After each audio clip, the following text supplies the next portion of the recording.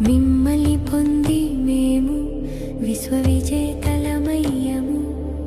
యోగ బలముతో బాబా అనంత సుఖాలను పొందుతాము. హద్దులు లేని ప్రపంచానికి యజమానులమై వెలుగుతాము.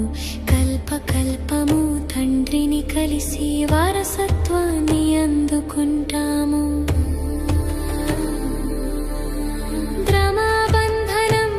చిక్కుముడి విప్పగవచ్చవు తండ్రి, కృపలు ఆశీర్వాదాల కన్నా జ్ఞానమునిచ్చిన గురువువి తండ్రి. పతితము నుండి పావనముగా మార్చగవచ్చవు శివబాబా, మాయతోడిపోకుండా గెలిపించగవచ్చవు మాతపిత. మిమ్మని పొందే మేము విశ్వవిజేతలమయ్యము.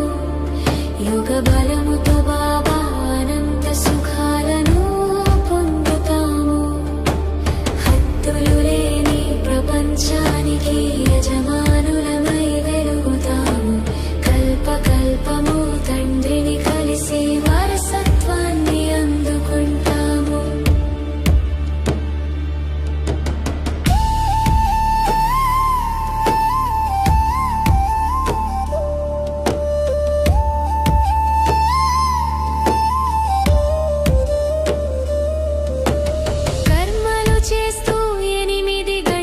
స్మృతిలో ఉందాం రారండి, వికర్మల భారం తొలగించే యోగయాత్రను చేయండి. అమృత వేళ వాయుమండలం యోగగనిని వెలిగించును.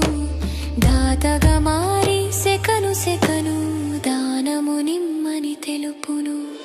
నిమ్మని పొంది మేము విశ్వవిజేతలమయ్యము. యోగ బలముతో బాబా అనంత సుఖాలను పొందుతాము. హద్దులు లేని ప్రపంచానికి యజమానులమై వెలుగుతాము.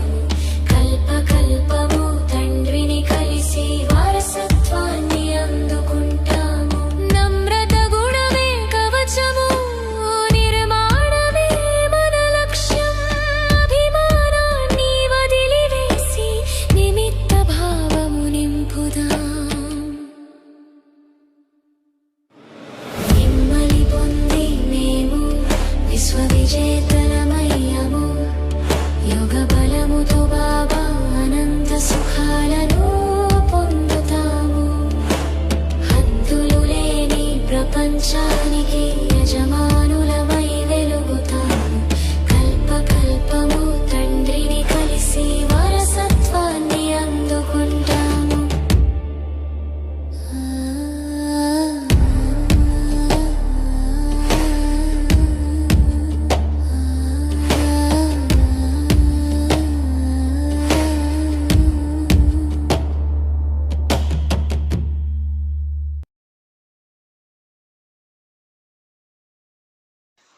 ఓం శాంతి. మురళీ డేట్ 19/5/2026. మధురమైన పిల్లలు, ఆత్మ అభిమానులుగా అవ్వండి. నడుస్తూ తిరుగుతూ లేస్తూ కూర్చుంటూ ఇదే అభ్యాసం చేస్తూ ఉంటే మీకు చాలా ఉన్నతి జరుగుతూ ఉంటుంది. ప్రశ్న: తండ్రి యథార్థమైన స్మృతి ఏ పిల్లల బుద్ధిలో ఉంటుంది? జవాబు: ఏ పిల్లలైతే తండ్రిని యథార్థంగా తెలుసుకున్నారో వారి బుద్ధిలో ఉంటుంది. బిందువును ఎలా స్మృతి చేయాలని కొందరు పిల్లలు అంటారు. భక్తి మార్గంలో అఖండ జ్యోతి అని అనుకొని స్మృతి చేస్తూ వచ్చారు. ఇప్పుడు బిందువు అని స్మృతి చేస్తూ తికమక పడతారు కనుక తండ్రి అఖండ జ్యోతి కాదు, వారు అతి సూక్ష్మ బిందువని మొట్టమొదట నిశ్చయముంటే యాక్యురేట్ స్మృతి ఉండగలదు. ఓం శాంతి.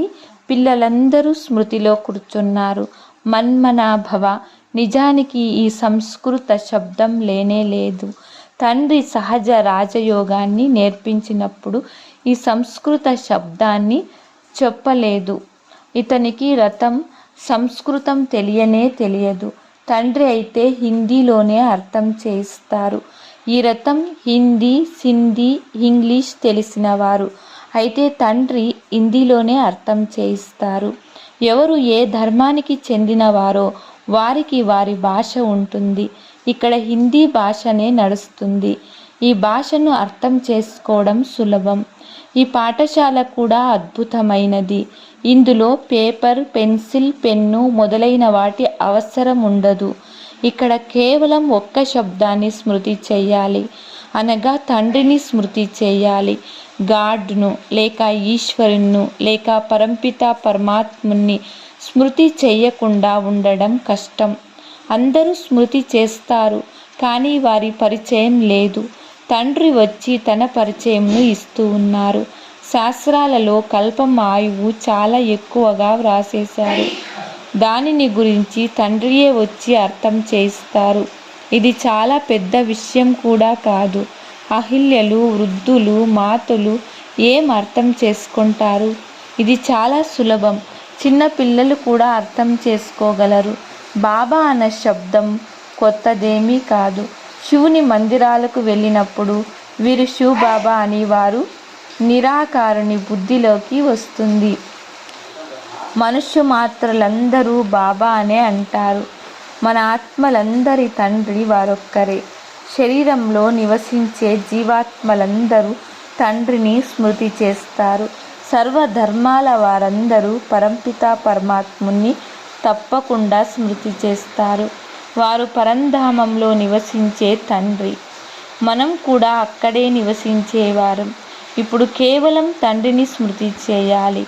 మేము పావనంగా అవ్వాలని కూడా అనుకుంటారు. పతితుల్ని పావనంగా చేసేవారు పరమాత్మ తండ్రిని రండి అని కూడా పిలుస్తారు. కొత్త ప్రపంచం పావనంగా ఉండేది, ఇప్పుడు మళ్ళీ పాడైపోయింది. దీనిని ఎవ్వరు కొత్తది అని అనరు. నూతన భారతదేశంలో దేవీ దేవతల రాజ్యం చేసేవారని భారతవాసులకు తెలుసు. అప్పుడు నూతన భారతదేశం ఉండేది. దానికి ముందు ఏముండేది? సంగమయుగం. దానికన్నా సహజంగా చెప్పాలి, కొత్త దానికి ముందు పాతది ఉండేది. సంగమయుగమును మనుషులు అంత సులభముగా అర్థం చేసుకోలేరు. నూతన ప్రపంచము, పాత ప్రపంచం, వీటి మధ్య గల సమయాన్నే సంగమ సమయమని అంటారు. ఓ పతిత పావన రండి, వచ్చి మమ్మల్ని పావనంగా చేయండి. మేము పతితులుగా అయిపోయామని తండ్రిని పిలుస్తారు. నూతన ప్రపంచంలో ఎవ్వరూ పిలవరు. ఈ భారతదేశం పావనంగా ఉండేదని మీకు అర్థమయ్యింది. హే పతిత పావన రండి అని చాలా సమయం నుండి పిలుస్తూ వచ్చారు. ఈ పతిత ప్రపంచం ఎప్పుడు సమాప్తమవుతుందో వారికి తెలియదు. ఇంకా 40,000 సంవత్సరాలు కలియుగం పతిత ప్రపంచం కొనసాగుతుందని శాస్త్రాలలో చెప్తారు. పూర్తి గాఢ అంధకారంలో ఉన్నారు. ఇప్పుడు మీరు వెలుగులో ఉన్నారు. తండ్రి మిమ్మల్ని ఇప్పుడు వెలుగులోకి తెచ్చారు. ఈ 5,000 సంవత్సరాలలో సృష్టి చక్రం పూర్తి అవుతుంది. ఇది నిన్నటి మాట. మీరు రాజ్యం చేసేవారు. ఈ లక్ష్మీనారాయణుల రాజ్యం ఉండేది, స్వర్గం ఉండేది. పావన ప్రపంచంలో ఏ ఉపద్రవాలు మొదలైనవి ఉండవు. రావణ రాజ్యంలోనే ఉపద్రవాలు జరుగుతాయి. ఇక్కడ మీకు ఉపద్రవాలు మొదలైనవి ఉండవు. తండ్రి అర్థం చేస్తున్నారు. మీరు మీ చెవులతో సమ్ముఖంలో వింటూ ఉన్నారు. ఎవరు వింటూ ఉన్నారు? ఆత్మ. తండ్రి మళ్ళీ వచ్చి మమ్మల్ని కలిశారని ఆత్మ చాలా సంతోషిస్తుంది. తండ్రి నుండి వారసత్వం తీసుకుంటూ ఉన్నారు. ఇప్పుడు నన్ను స్మృతి చెయ్యండని తండ్రి చెప్తున్నారు. ఇందులో చదవడం రాయడం ఏదీ లేదు. ఎవరైనా వచ్చినప్పుడు మీరు ఎందుకు వచ్చారు అని ప్రశ్నించబడుతుంది. ఇక్కడ మహాత్ముని కలుసుకునేందుకు వచ్చామని చెప్తారు. ఎందుకు? మీకు ఏం కావాలి? ఏమైనా భిక్ష కావాలా చెప్పండి. సన్యాసులైతే వారికి రొట్టె ముక్క భోజనము అవసరం. సన్యాసులు ఎవరి వద్దకైనా వెళ్ళినప్పుడు లేక మార్గంలో కలిసినప్పుడు వీరు పవిత్రమైన మనుషులు, వీరికి భోజనం పెట్టడం మంచిదని ధార్మిక మనుషులు భావిస్తారు. ఇప్పుడు ఆ పవిత్రత కూడా లేదు. పూర్తి తమోప్రధాన ప్రపంచం. ఇందులో చాలా మురికి ఉంది. మనుషులు ఎంత కలత హైరాణ చెందుతారో. ఇక్కడ కంగారు పడవలసిన మాట లేదు. వ్రాసుకునే పని కూడా లేదని బాబా చెప్తారు. ఈ పాయింట్లు మొదలైనవి కూడా ధారణ చేసేందుకు రాస్తారు. ఉదాహరణకు డాక్టర్ దగ్గర కూడా చాలా మందులుంటాయి కదా, వారికి ఆ మందులన్నీ గుర్తుంటాయి. బ్యారిస్టర్ బుద్ధిలో ఎన్ని లా పాయింట్లు గుర్తుంటాయి? మీరు స్మృతి చేయాల్సింది ఒకే విషయం. అది కూడా చాలా సహజమైనది. ఒక్క శివబాబాని స్మృతి చెయ్యండని మీరు చెప్తారు. శివబాబా ఎలా వస్తారని వారు అడుగుతారు. ఇది కూడా మీకు తప్ప ఇంకెవ్వరికీ తెలియదు. ఈశ్వరుడు ఎక్కడ ఉంటాడు అని అడిగితే వారు నామరూపాలకి అతీతమైన వారని చెప్తారు, లేక సర్వవ్యాపి అని అనేస్తారు. ఈ రెండింటికి రాత్రికి పగులుకు ఉన్నంత వ్యత్యాసం ఉంది. నామరూపాలకి అతీతమైన వస్తువు ఏదీ లేదు. మరోవైపు కుక్క, పిల్లి అన్నింటిలో పరమాత్మ ఉన్నారని అనేస్తారు. రెండు పరస్పరంలో వ్యతిరేక విషయాలు కదా. కనుక తండ్రి తన పరిచయాన్ని ఇచ్చి తండ్రినైన నన్ను స్మృతి చేయమని చెప్తారు. సహజ రాజయోగమని గాయనం కూడా ఉంది. ఇప్పుడు యోగం అనే శబ్దాన్ని తీసివేయండి, కేవలం స్మృతి చెయ్యమని బాబా చెప్తారు. చిన్నపిల్లలు తల్లిదండ్రులను చూసిన వెంటనే కౌగిలించుకుంటారు. మీరు మా తల్లిదండ్రులు కదా అని ఆలోచిస్తారా? ఇందులో ఆలోచించే విషయం లేదు. మీరు కూడా కేవలం శివబాబాని స్మృతి చెయ్యాలి. భక్తి మార్గంలో కూడా మీరు శివునికి పుష్పాలను సమర్పిస్తూ వచ్చారు. సోమనాథ మందిరం ఎంత వైభవంగా గొప్పగా కట్టించబడి ఉంది. తర్వాత మహమ్మద్ గజని వచ్చి లూటీ చేశారు. సోమనాథ మందిరం భారతదేశంలో ప్రసిద్ధమైనది. మొట్టమొదట శివుని పూజ జరగాలి. పిల్లలకు ఈ జ్ఞానమంతా ఇప్పుడు బుద్ధిలోకి వచ్చింది. పూజ మొదలైనవి చేస్తూ వచ్చారు. కానీ ఇది జడ చిత్రమని, తప్పకుండా చైతన్యంలో ఎప్పుడో వచ్చి ఉంటారని, అందుకే ప్రతి సంవత్సరం శివ జయంతిని కూడా జరుపుకుంటూ ఉన్నామని మీకు తెలుసు. శివ పరమాత్మ నిరాకారులని కూడా అంటారు. మేము కూడా నిరాకారులమని ఆత్మకు తెలుసు. ఇప్పుడు మీరు ఆత్మ అభిమానులుగా అవుతారు. ఇది చాలా సహజం. వారు మన తండ్రి, జ్ఞాన సాగరులు, సుఖ సాగరులు, పతిత పావనులు. వారికి చాలా మహిమ ఉంది. బ్రహ్మ, విష్ణు, శంకరులకు అంత మహిమ లేదు. ఒక్కరి మహిమనే గానం చేస్తారు. బాబా వచ్చి మనకు వారసత్వం ఇస్తూ ఉన్నారని ఇప్పుడు మీకు తెలుసు. లౌకిక తండ్రి పిల్లలు ఆలన పాలన చేస్తారు, కానీ చదివించరు. చదువు కొరకు స్కూల్కు వెళతారు. తర్వాత వానప్రస్థంలో గురువులను ఆశ్రయిస్తారు. ఈ రోజుల్లో చిన్నవారికి, పెద్దవారికి అందరికీ గురువుల్ని చేయిస్తారు. శివబాబాని స్మృతి చెయ్యమని పిల్లలైన మీకు ఇక్కడ చెప్పబడింది. అందరికీ హక్కు ఉంది. అందరూ నా పిల్లలే. మీలో కూడా కొందరు చాలా బాగా స్మృతి చేస్తారు. బాబా ఎవరిని స్మృతి చేయాలి, బిందువుని ఎలా స్మృతి చేయాలి అని కొందరు అడుగుతారు. పెద్ద వస్తువుని స్మృతి చేయడం జరుగుతుంది. మంచిది. మీరు స్మృతి చేసే పరమాత్మ ఎలాంటి వస్తువు? అప్పుడు అఖండ జ్యోతి స్వరూపమని చెప్తారు. కానీ అలా లేదు. అఖండ జ్యోతిని స్మృతి చేయడం తప్పవుతుంది. సరి అయిన స్మృతి అవసరం. మొదట యాక్యురేట్గా తెలుసుకోవాలి. తండ్రియే వచ్చి తమ పరిచయాన్ని ఇస్తారు. పిల్లలకు సృష్టి యొక్క ఆది, మధ్య, అంతిమల సమాచారాన్ని కూడా సంక్షిప్తంగా కూడా తెలియచేస్తారు. పిల్లలారా, మీరు పావనంగా అవ్వాలంటే నన్ను స్మృతి చెయ్యండి. ఒకటే ఉపాయం, నన్ను పతిత పావనుడు అని అంటారు. ఇప్పుడు బాబా చెప్తారు, ఆత్మను పావనంగా తయారు చేసుకోవాలి. మేము పతితమైపోయామని ఆత్మనే చెప్తుంది. మనం పావనంగా ఉండేవారం, ఇప్పుడు పతితులుగా అయ్యాము. అందరూ తమో ప్రధానంగా ఉన్నారు. ప్రతి వస్తువు మొదట సతో ప్రధానంగా, తర్వాత తమో ప్రధానంగా అవుతుంది. నేను పతితం అయ్యాను, నన్ను పావనంగా చేయండని స్వయంగా ఆత్మనే చెప్తుంది. శాంతిధామంలో పతితులు ఉండరు, ఇక్కడ పతితులు ఉన్నారు కనుక దుఃఖితులుగా ఉన్నారు.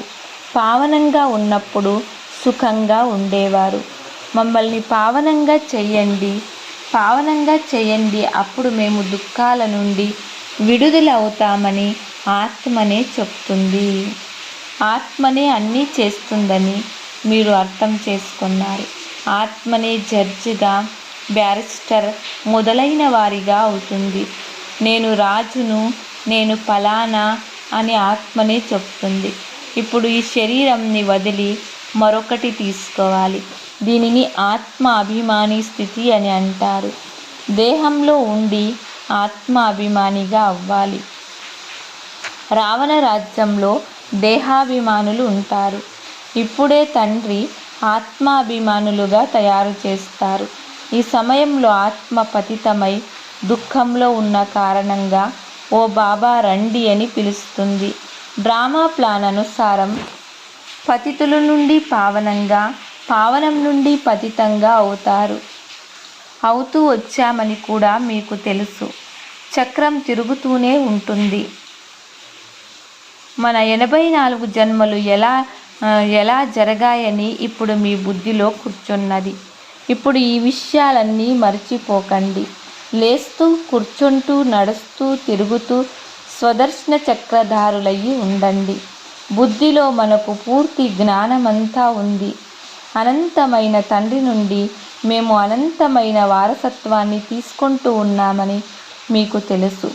మీరు ఒక్క తండ్రినే స్మృతి చెయ్యాలి అని బాబా పిల్లలకు అర్థం చేయించారు.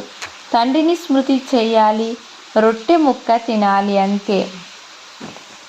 పిల్లలారా, పొట్ట కొరకు కేవలం రొట్టె ముక్క తినాలని బాబా మధురమైన, అపురూపమైన పిల్లలకు క్షణక్షణము తెలిపిస్తారు.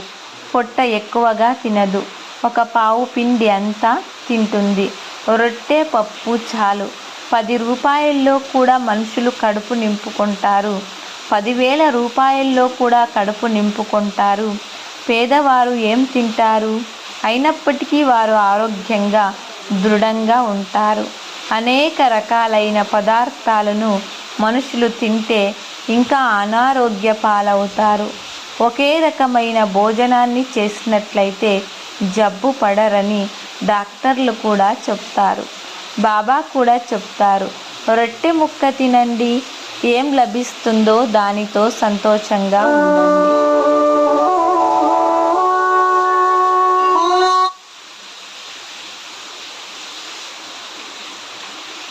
రొట్టె, పప్పు లాంటి పదార్థం వేరేదీ లేదు. ఎక్కువ లోభం కూడా ఉంచుకోరాదు. సన్యాసులు ఏం చేస్తారంటే ఇంటిని వదిలి అడవుల్లోకి వెళ్ళిపోతారు. తత్వాన్ని పరమాత్మగా భావించి స్మృతి చేస్తారు. బ్రహ్మలో లీనమవుతామని భావిస్తారు. కానీ అలా జరగదు. ఆత్మయే అమరమైనది. లీనమయ్యే మాట లేదు. కానీ ఆత్మ పవిత్రంగా, అపవిత్రంగా అవుతుంది. మీకు ఎంత మంచి జ్ఞానం లభించింది. మీరే ప్రాలబ్ధాన్ని అనుభవిస్తారు. తర్వాత ఈ జ్ఞానాన్ని మర్చిపోతారు. తర్వాత మళ్ళీ మెట్లు దిగవలసి ఉంటుంది. మనం 84 జన్మలు ఎలా అనుభవిస్తామో ఇప్పుడు మీ బుద్ధిలో పూర్తి జ్ఞానమంతా ఉంది. ఈ పాత్ర ఎప్పుడూ ఎవ్వరికి ఆగిపోదు. ఇది తయారైన డ్రామా. ఇది తిరుగుతూనే ఉంటుంది. భగవంతుడు ఎప్పుడు ఎలా ఎక్కడ కూర్చొని ఈ డ్రామాను తయారు చేశారో చెప్పేందుకు వీలు లేదు. ఇది నడుస్తూనే వస్తుంది.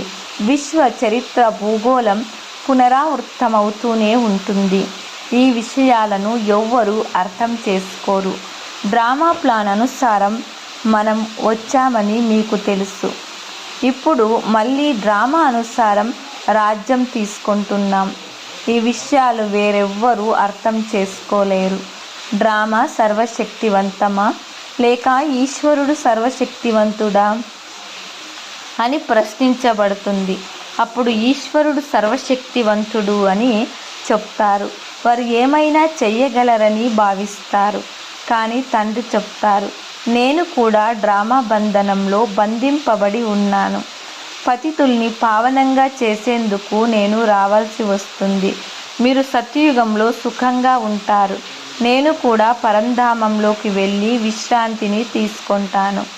మీరు తల విరుబోసుకొని కూర్చొని సింహంపై సవారీ చేస్తారు.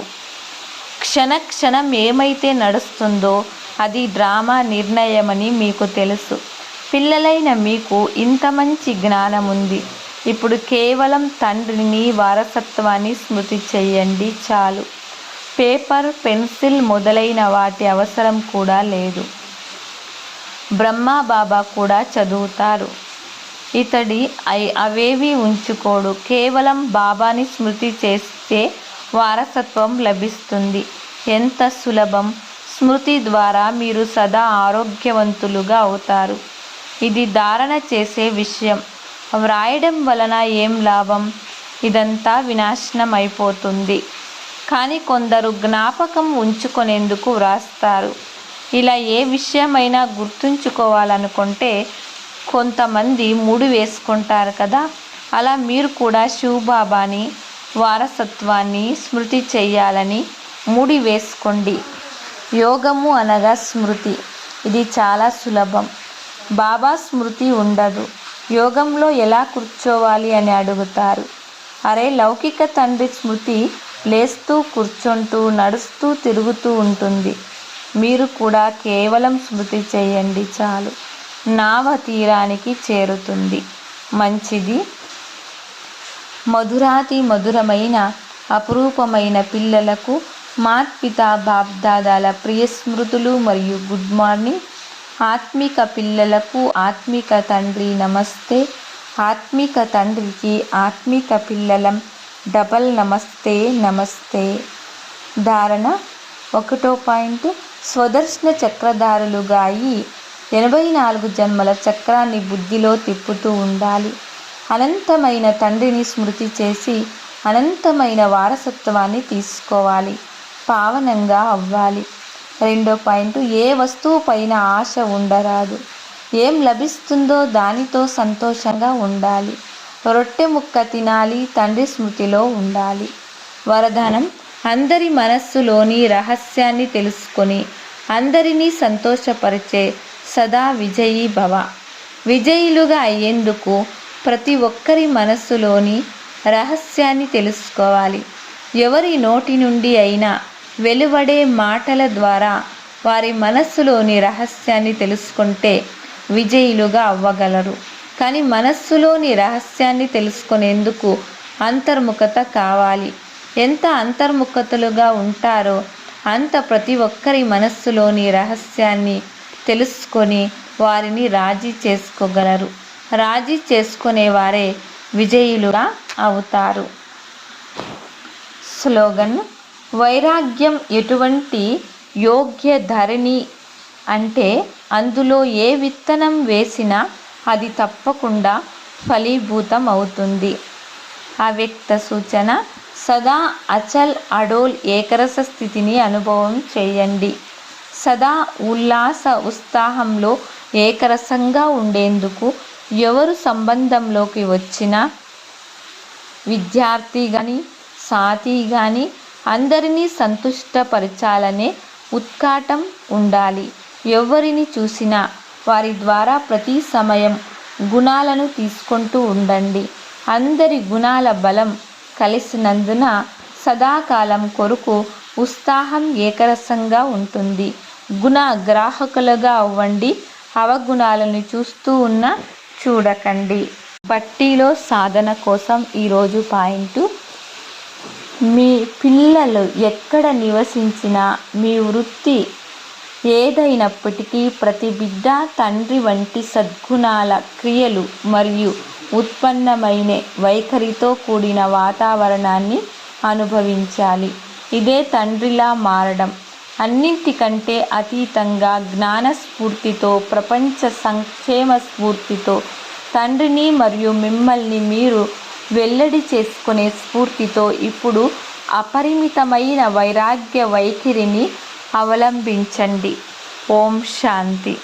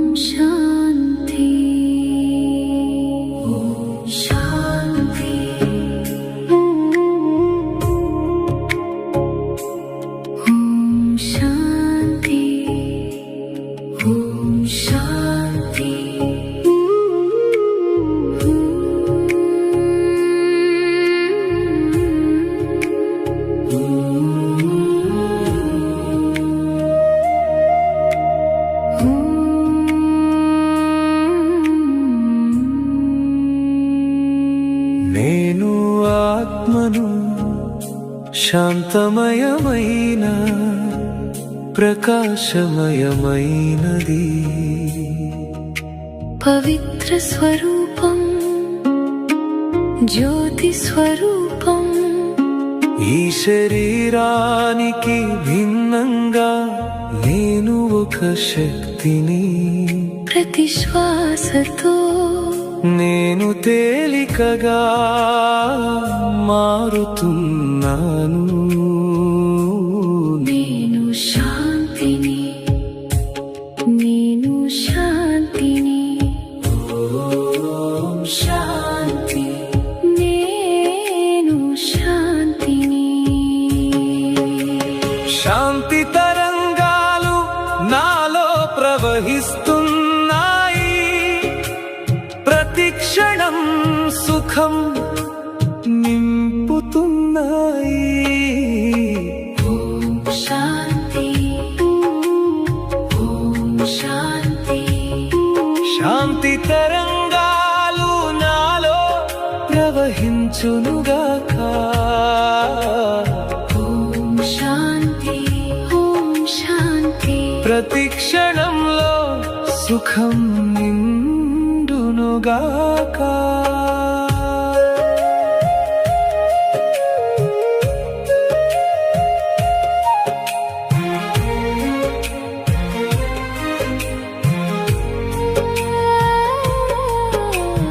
ఈ జీవితానికి ధన్యవాదాలు. ప్రతి శ్వాసకు ధన్యవాదాలు. నా శరీరానికి, నా మనసుకు ధన్యవాదాలు. ప్రతి అనుభవానికి ధన్యవాదాలు. ధన్యవాదాలు పరమపిత శివ. మీ శక్తి, మీ శాంతి ప్రతి క్షణం నాకు ఆధారంగా నిలుస్తుంది. నేను ఆత్మను, శివునితో కలుస్తున్నాను. ఒక దివ్య ప్రకాశం నాపై కురుస్తోంది. శాంతి కిరణాలు నా మనసును నింపుతున్నాయి. నేను సురక్షితుడిని, నేను సంపూర్ణుడిని.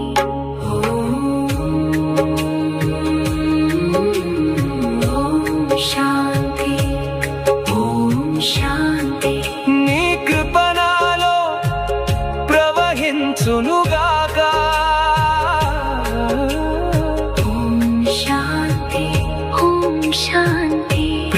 ఆత్మలో ప్రకాశం వెలిగించునుగాక ఓం శాంతి ఓం శాంతి శివ పితయా తెలుగు బాబా మధుర స్మృతిలో